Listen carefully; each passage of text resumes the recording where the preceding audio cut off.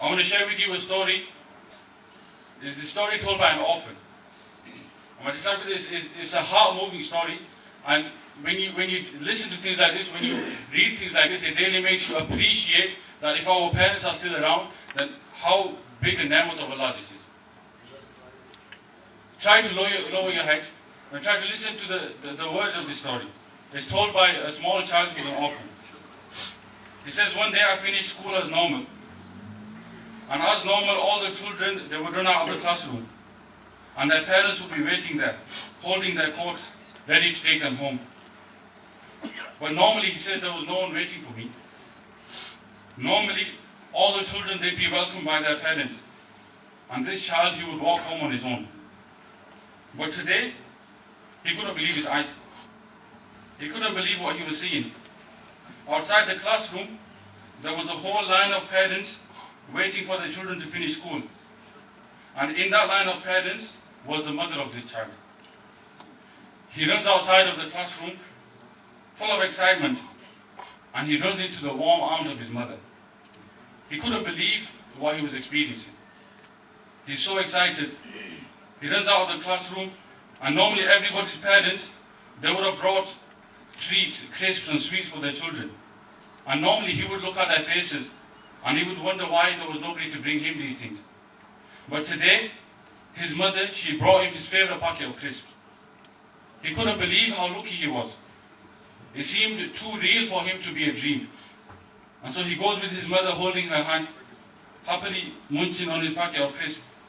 And he's telling his mother what he had learnt at school on that day. He goes home, and his mother, she's already prepared his clothes for the madrasa. She gives him food to eat. She helps him learn his sabak. And then she kisses him as she sees him into the madrasa gate. And she promised him that when he returns, she's going to cook his favorite meal. She knows what his favorite meal is, and she's going to cook that for him when he returns. And he's so excited. He tells all his friends in the madrasa that his mom, today she's going to cook my favorite meal. He invites his friend round to come as well. And then he's so excited, he comes running home after he's finished mosque. He can barely control his excitement. His mother's in the kitchen, as promised, cooking his favorite meal. He then sits with his mother. They eat together. He then lays in his mother's lap, staring into her eyes and telling her about his day and what has happened in his day. And gradually he falls asleep in his mother's arms. The next morning he wakes up, still excited, and he runs around the house looking for his mother. He can't seem to find her. He goes into every room shouting her name, but there's no response. He goes into the kitchen, thinking perhaps mother is cooking my breakfast. She's not there. He checks every room of the house, but there's no sign of his mother.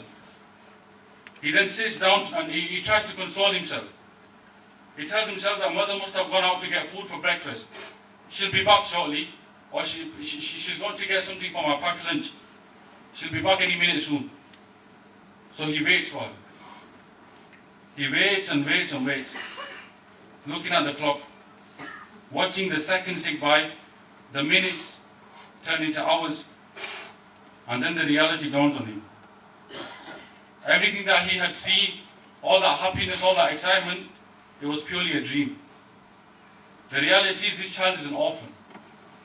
And he has been an orphan since the age of 1. He has no mother or father. He puts his head into his arms and he cries. And then back to the same routine. After school, when everybody else's parents come to collect them, this child, he walks home by himself. Whilst other children are given their favorite treats by their parents after school, this child, he has to make excuses to his friends. He has to make up things as to why he doesn't have anybody to buy these things for him. When others fall over and injure themselves, their parents are there to pick them up. For this child, he has to get up himself and console himself. There's no one there to share his sorrow. Why? Because he doesn't have the shadow of his mother and his father over him. My Islamic brothers, that story of that orphan, that child, you give him the option and you ask him, what would you give to have your mother or your father today? He'd tell you that he would give the whole wealth of the world just to have the company of his mother with him. Most of us today in this room, we have the company of our mother. We have the shadow of our mother and father over us. But perhaps we don't appreciate it. Perhaps we don't give them that respect that they deserve. Because if you ask this often what respect your parents deserve, he could teach you the lesson of how you should be with your parents. And the reality is because we don't appreciate it, because we take it for granted. Nigrani Shura, he says in his bayan, he says nowadays, fathers and mothers, the parents, they're scared of their children rather than the children being scared of their parents. Fathers and mothers are scared that if I say something to my child, I say something to my 19-year-old son, what if he answers me back? What if he doesn't talk to me for a few days? What if he runs away from the house? And out of that fear, parents won't say anything to their children. Is this what our parents deserve? My dear Islamic brothers, is this the trouble and the hardship that they went through throughout their life? Is this what they deserve when we've grown up and it's our time to look after them?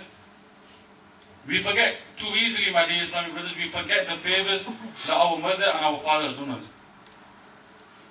A poet, he's put this into some beautiful words. He says, अपनी खिलकत पे कर गौर इंसान ज़रा, इस हकीकत से क्या तू नहीं आशना, कितनी कमजोर और लावर ये जान थी तेरी, काम करती थी तेरे जो माँ थी तेरी, दूध 2 साल उसने पिलाया तुझे, सर्दी गर्मी से उसने बचाया तुझे, तू जो रोया तो माँ साथ रोई तेरी, प्यार के जो नशे में थी खोई तेरी, अपना सुख चैन तुझ पर लुटाती रही, याद कर खुद वो तुझको सुलाती रही, तुझको बीमारी बचपन में जब भी लगी तो वो तुझको नहीं थी उसे थी लगी. My dear Islamic brothers, the favors of our parents upon us, the favors of our mother upon us, we forget too easily, and today over the smallest thing, the most trivial matter, will answer our mother back, will break her heart, will hurt her feelings. Why? Over the smallest matter. What kind of things today? Because we want to chill with our friends. We want to spend time with our friends rather than our family. Whereas it is our family, our parents, who got us to the position that we are in today. So we know we need to respect the parents. How should we respect our parents? It says, Abdullah ibn Umar radiallahu ta'ala anhu, he is a leading scholar from the companions of the Prophet sallallahu alaihi wasallam. He saw a man carrying his mother, and he was carrying his mother on his back, and he was going around the Kaaba Sharif in Makkah, and he didn't complain, he didn't show any sign of being tired or being annoyed or being frustrated. Rather, he kept repeating a line of poetry, and he compared himself to a camel. Yeah, think about this, the son.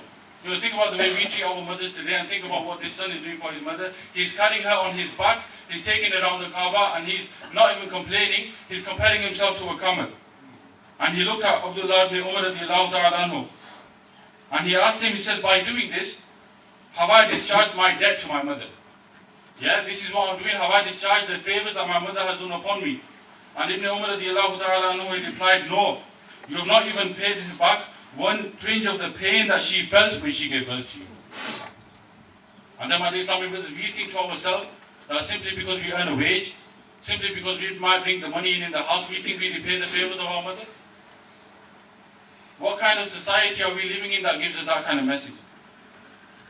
And when you're